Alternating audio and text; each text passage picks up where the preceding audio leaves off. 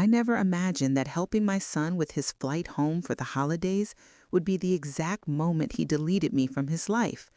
It was the 3rd of December, a Tuesday, and I was straightening up laundry when a notification appeared on my cell phone. Ethan had posted a picture. He, his fiancée Chloe, and her parents were all beaming like a holiday advertisement, posed in front of a giant Christmas tree in Aspen, Colorado. The message hit me with more force than I expected. So excited to be with my real family for the holidays. I sank onto the laundry bench, still clutching one of Ethan's old college sweatshirts. My heart didn't shatter, not at that instant.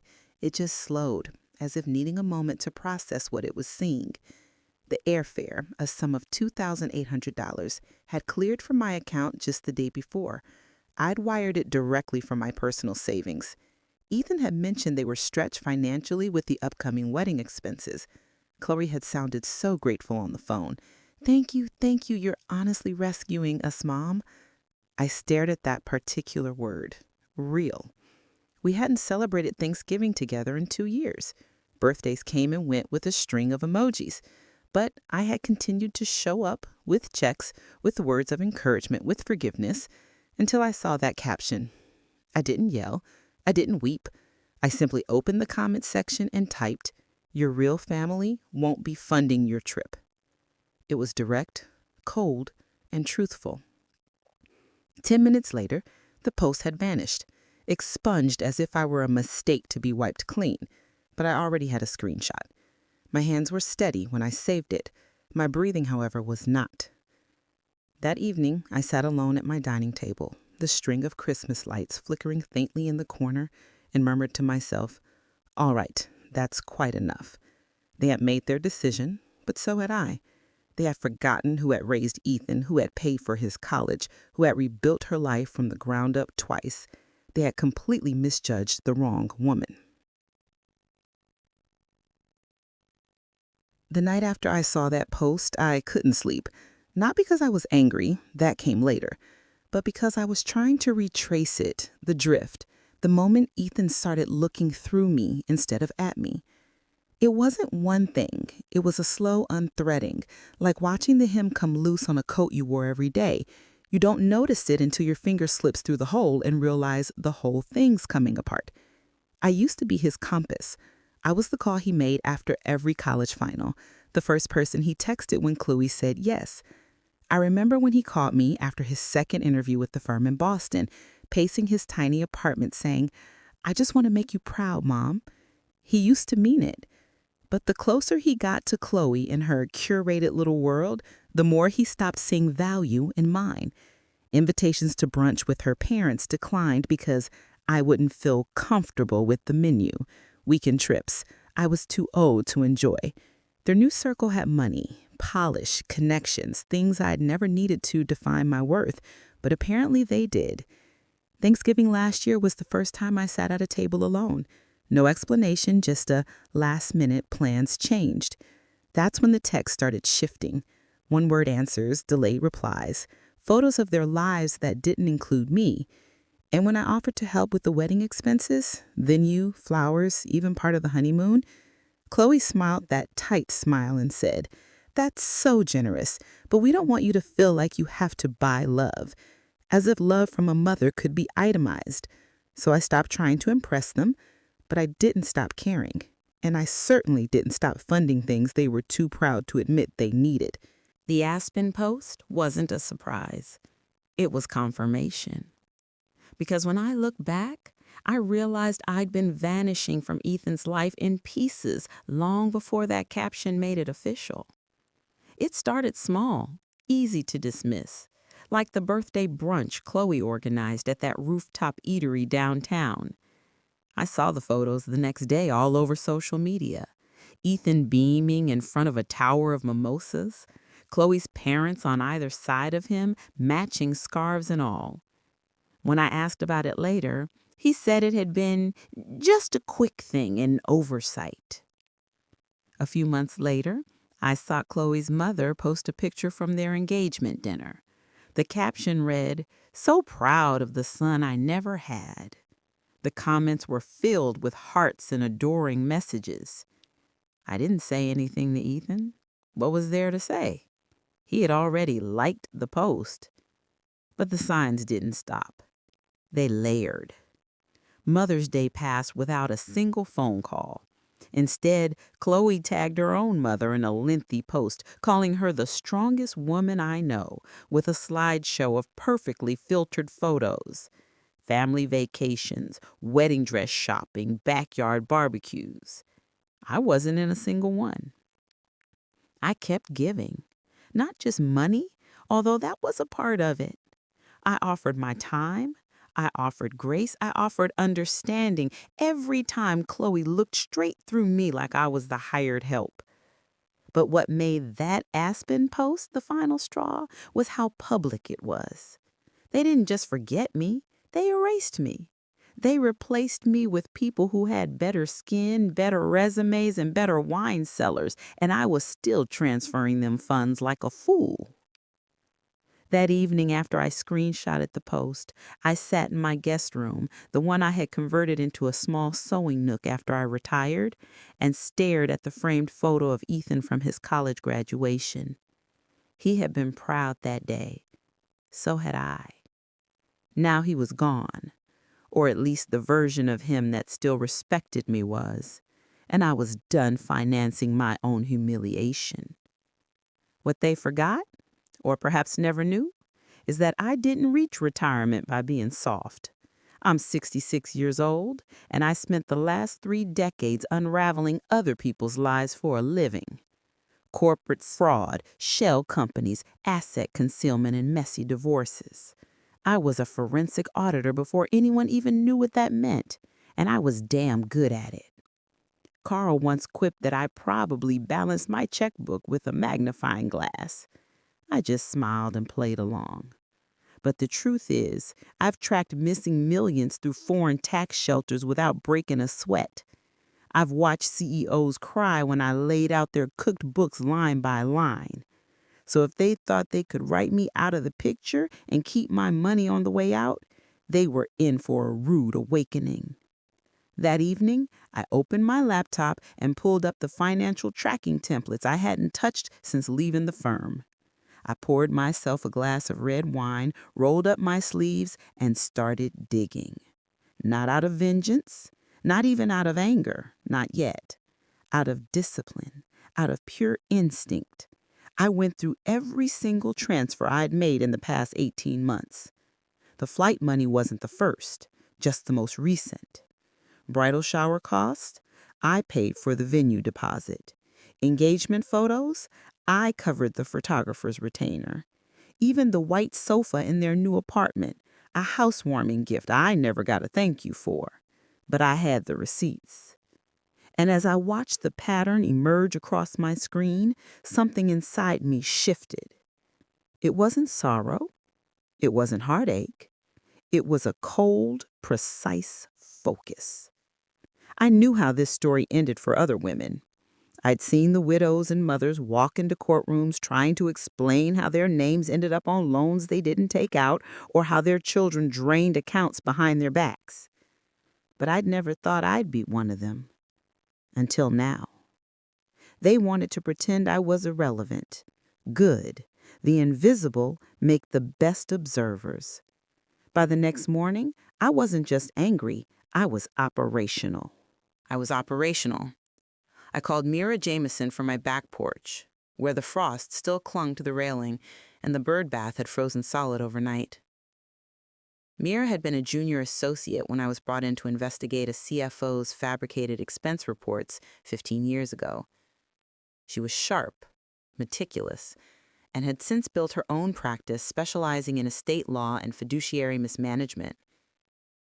"I don't need revenge," I told her. "I need legal clarity." She didn't ask pointless questions, just said, "Send me everything you have. Let's get started." By the end of the week, Mira had access to all relevant financial records.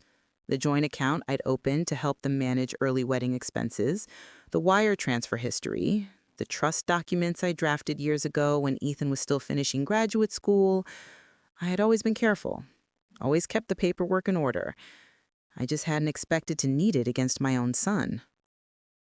But Mira saw what I had already begun to suspect. "I don't like how Chloe's name keeps appearing on assets you funded," she said over the phone. "It's subtle, but it's enough for concern." She walked me through the categories: gifts versus loans, joint accounts versus discretionary funds, conditional versus unconditional transfers. There were legal differences, and they mattered now more than ever. If I didn't act, Chloe could potentially claim a pattern of shared marital benefit, which meant anything I gave Ethan could legally be considered community property in their upcoming marriage. They were already moving things out of my reach, and they thought I wouldn't notice. Mira's tone stayed calm, but there was an edge to it. "If you want to prevent misuse, we need to restructure your estate immediately." I looked out at the backyard Ethan used to run through barefoot as a kid, chasing fireflies. That boy would have rather walked on glass than lie to me. But that boy was gone, and I wasn't going to finance the people who helped bury him. By the following Monday, I had 3 legal objectives written out in Mira's office, right under her wall clock that ticked just loudly enough to remind me that time was running out. This wasn't about getting even. It was about getting control. First, I wanted to reclaim the wedding fund, or what was left of it. The account had my name on it and had been designated for wedding-related expenses, not luxury getaways or gifts Chloe could flaunt to her friends. Any spending that didn't meet the original purpose would be contested and frozen. Second, I needed to restructure my estate immediately. The trust I drafted 5 years ago was generous, too generous. Ethan had full discretionary access to certain accounts once I passed, and Chloe's name was listed in more than one footnote as a potential beneficiary should the union be formalized. That trust needed a firewall, and Mira knew how to build one. Third, and this part I said slowly and carefully, I wanted Ethan to see what he'd done. Not just legally, but emotionally. Financial manipulation is one thing, but what made it worse was the ease with which he'd chosen their approval over my dignity. I wanted him to sit across a table from me, look me in the eye, and realize this wasn't just about money. It was about erasure. And I'd be damned if I let them cut me out of my own legacy. Mira nodded as she typed. "We can begin with a formal notice of intent to review all transfers over the last 2 years. That'll get their attention." "Good," I said. "Let them squirm." The first genuine crack appeared on a Venmo statement. I wasn't even looking for it. I was reviewing Ethan's shared expenses, the ones I'd helped him track years ago when he first moved in with Chloe. And there it was.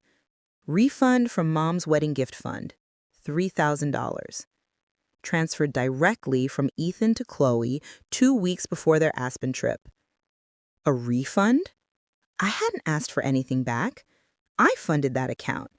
The deposits were traceable, all from my personal savings. If there was money to refund, it should have come to me. That single line confirmed what Mira and I had started to suspect.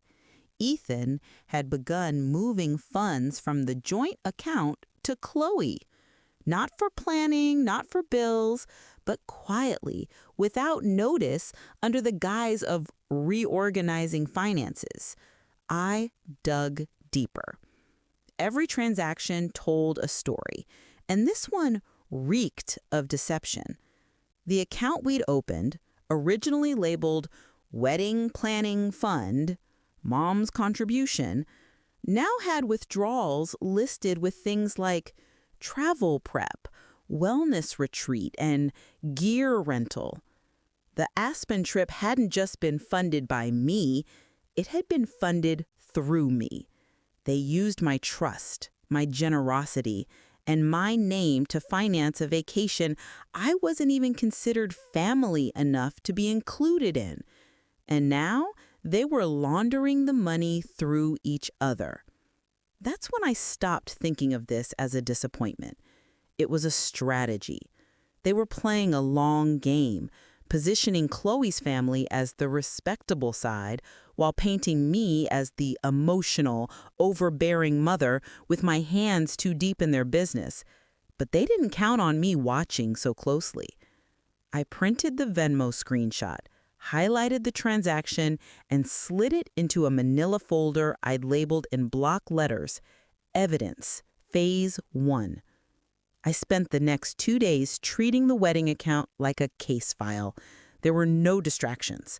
I turned off the television, put my phone on silent, and sat at the kitchen table with my laptop, a legal pad, and every receipt I could dig out of my email archives. I built a spreadsheet, dates, amounts, labels, merchant names. I cross-referenced those expenses with Chloe's Instagram posts. Every ski lift selfie, every dinner boomerang, every caption dripping with hashtags about earned luxury and future in-laws who get it. They weren't just spending the money, they were rebranding it, converting my financial support into evidence of their independence. I invited Ethan to dinner. Nothing extravagant, just pasta, garlic bread, and the kind of marinara sauce he used to beg me to make when he came home from college. I set the table for 2. No Chloe. I didn't ask why she wasn't coming. I already knew. He showed up in a Patagonia vest and a nervous smile. He kissed my cheek like nothing was amiss. It might have worked if I hadn't seen the spreadsheet. Halfway through dinner, I brought it up. I noticed some irregularities in the wedding fund. The spa charges, the ski lodge, the Aspen rentals, those weren't part of the original agreement. Ethan froze, fork halfway to his mouth. Then he laughed, a tight, shallow sound. "Mom, are you really doing this right now? It's not that serious." I kept my tone even. "It's $8,400 miscategorized in a way that violates the gift agreement. I think that's serious." His expression hardened. "You're acting like I committed fraud. It's our wedding. Plans changed. Chloe's family offered to cover some of the logistics, so we adjusted and used my money for luxury travel in the process." He leaned back in his chair, arms crossed. "This is why it's hard to involve you in things. You always turn it into some kind of audit." There it was. Not guilt, not remorse. Annoyance. As if I were inconveniencing him by noticing, I zeroed in on him and realized something that hurt more than I had anticipated. He didn't think he'd done anything wrong. In his mind, I was the unreasonable one for questioning how he repurposed my support. Chloe hadn't changed him. She had just given him permission to treat me like a line item he could edit. He sipped his wine and said flatly, "You need to stop micromanaging my adulthood." I didn't flinch. "Then you need to stop using my money like it comes with no strings attached." We finished dinner in silence, but the truth sat between us like a third guest, one neither of us could ignore anymore. 2 days after that dinner, Mira called me with a tone I recognized immediately, controlled concern. "We found more," she said, "and you're not going to like it." I closed my laptop and turned down the radio. "Tell me." The first was a mortgage deferral application submitted by Ethan 6 months ago. He'd listed my home address as his primary residence. That caught Mira's attention because it was flagged for cross-verification. Ethan hadn't lived with me since grad school, but using my address had helped him qualify for temporary financial relief. I hadn't known. He never asked. He never even mentioned it. The second was worse. An insurance claim had been filed in my name through a provider I didn't recognize. The procedure? A dental implant surgery for an elderly dependent. The dependent listed was Chloe's mother. It wasn't a clerical error. The name was hers. The signature was not mine. I sat back in my chair, numb as Mira walked me through the implications. "You've been impersonated, Eleanor," she said, her voice measured. "That's insurance fraud and elder fraud, depending on how it's framed. Even if you don't press charges, it needs to be reported immediately." I remembered Chloe's mother bragging at brunch about her new smile. Apparently, it did concern me. The brazenness was what stunned me most. They weren't just misusing funds now, they were taking my name, my records, my legal identity, and stretching it to fit their needs. This wasn't carelessness anymore. This was a campaign, and I was done being their collateral. When Mira forwarded me the email she'd pulled from Ethan's laptop backup, I finally clicked. It read like a blueprint for my erasure. We're thrilled to bring Ethan into the family business. Once the paperwork is finalized, we'll initiate the clean break from old obligations. No mama drama, no loose ends. Clean break, old obligations, no mama drama. I read it twice, then again, until the words stopped stinging and just sat there cold and ugly on the screen. That wasn't business speak. That was strategy. My son's place at their table came with conditions, and the first one was making sure I never got a seat. He hadn't just drifted away, he had been recruited. I didn't cry. I just sat with it, the same way I had years ago when Ethan scraped his knee and looked up at me, trusting me to fix it. Only now, he wasn't bleeding. I was. But I'd stopped looking for apologies. I wasn't going to beg for a space in a life I paid to build. Now, I wanted accountability, and I knew exactly where to start. I sent the invitation 3 days later. I'd love to meet with you both to go over final disbursements from the wedding fund and some trust paperwork I've been updated. My attorney will be present to ensure everything is handled correctly. Chloe replied within 8 minutes. Of course we'll be there. Thanks for keeping us in the loop, heart. She really couldn't help herself, always performing. They were walking straight into the lion's den. Mira's office was warm, understated, and quietly intimidating. Hardwood floors, clean lines, the kind of room where nothing loud needed to be said for the message to land. Ethan and Chloe arrived 5 minutes early, all smiles and winter coats trimmed in faux fur. She carried a designer tote. He brought nothing, not even a notebook. They had no idea what was waiting for them. "Hi, Mom," Ethan said, bending down for a quick kiss on the cheek. "This is so nice of you. We weren't expecting—" Mira cut in gently, her voice smooth and clinical. "Thank you both for coming. Let's begin. Today's agenda includes a review of financial disclosures, an examination of account transfers, and formal amendments to the trust documents." The smile on Chloe's face faltered just slightly. Ethan blinked. "Wait, what do you mean? Disclosures?" Mira didn't flinch.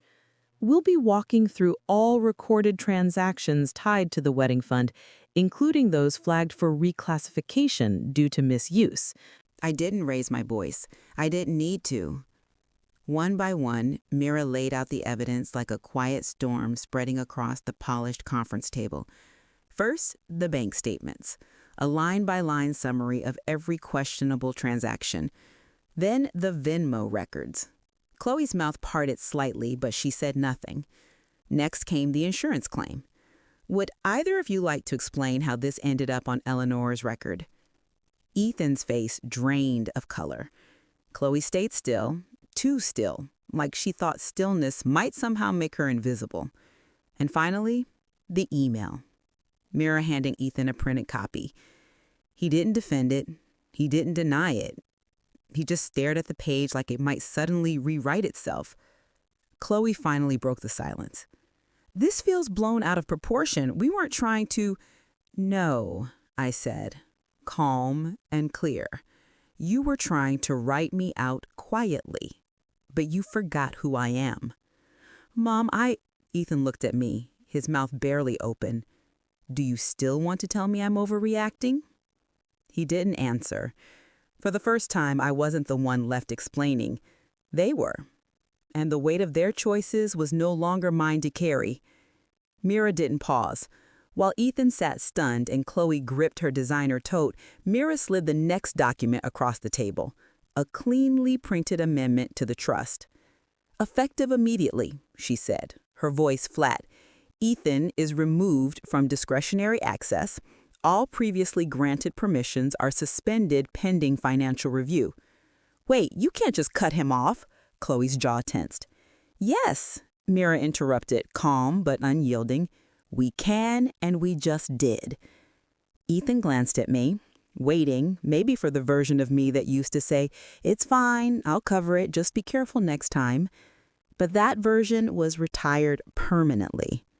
I said nothing. I let the silence explain everything. Mira continued, and as for the wedding fund, it's frozen. Any further expenditures will require itemized approval. And lastly, we've notified Chloe's parents. Why would you tell them? Ethan asked, his voice small. I looked him squarely in the eye. Because if your future was built on removing me from the picture, then they deserve to see exactly what that cost. He looked down. His posture collapsed, not dramatically, just slightly, like the shape of someone realizing they'd gambled something they didn't actually own. The meeting ended 10 minutes later. They left quietly, together, but no longer aligned. And for the first time in months, I felt like I was standing on solid ground again. 3 days later, the facade cracked wide open. Chloe's parents rescinded the business offer. Chloe deleted half of her Instagram posts by midnight. The wedding was postponed indefinitely. I heard it from Mira, who received the official request to release any remaining wedding funds at a later date. That date, as of now, doesn't exist. That same Friday evening, as snow fell in slow, heavy sheets outside my front windows, I heard a knock on my door. It was him. Ethan stood on my porch, no coat, just a sweater, and the same stunned expression he wore at the trust meeting. In his hand was a photo, printed, not digital, of the two of us on his high school graduation day. I was holding his diploma.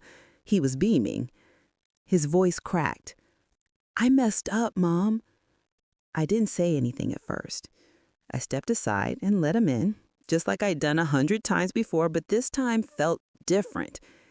He walked into the kitchen like it was unfamiliar, like he wasn't sure if he belonged here anymore. He didn't ask for money. He didn't argue. He didn't mention Chloe. He just sat across from me and whispered, I don't know when I started thinking you were the problem, but I see it now. I believed him. Not completely, not enough to forget, but enough to let him finish his sentence. We talked for hours. No promises, no reset, just the quiet, painful start of something new, built not on guilt, but on truth. And that was enough for now. I let Ethan stay for dinner. After the plates were dry and stacked, I pulled out the folder Mira had prepared earlier that week, the one labeled Voluntary Restitution Agreement. Ethan's name was printed across the top. The total misused, $9,400. Every receipt, every transfer, every reclassified gift itemized in cold, clean numbers. He read every page quietly, then signed at the bottom and dated it, a notarized agreement that he would repay the full amount within 6 months. No shortcuts, no waivers, no parental leniency. That wasn't cruelty. That was consequences. He looked at me as he capped the pen. Do you think she ever really loved me, or just the access? I didn't answer. He already knew. Before he left, I handed him the photo he had brought, not as a keepsake, but as a reminder. That boy in the picture, he had character. Maybe it's time to find him again. He nodded, no tears, just that hollow, heavy look of a man who finally understood the damage he had done. The front door closed behind him, and I didn't feel victorious. I felt whole, because I hadn't lost my son.